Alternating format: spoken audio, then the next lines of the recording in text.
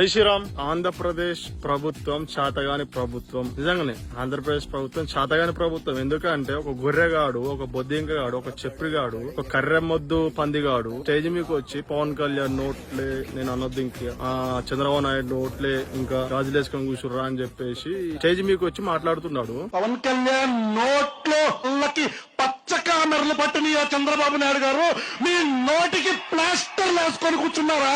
దిక్కుమాలిన ప్రభుత్వం ఆంధ్రప్రదేశ్ ప్రభుత్వం. 2029 గుర్తుగా పెట్టుకో బే.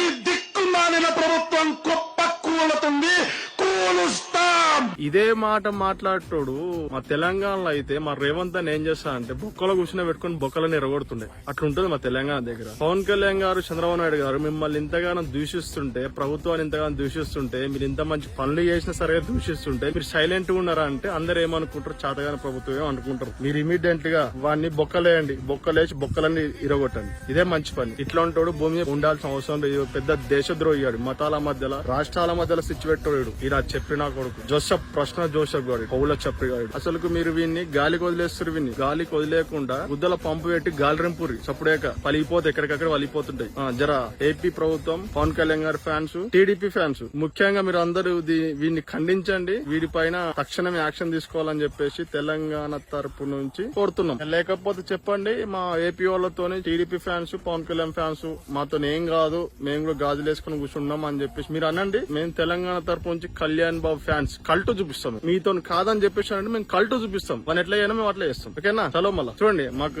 ఆన్సర్ ఇవ్వండి ఏదో ఒకటి. చలో రైట్, వస్తాం మళ్ళా. జై హింద్, జై భారత్, జై శ్రీరామ్.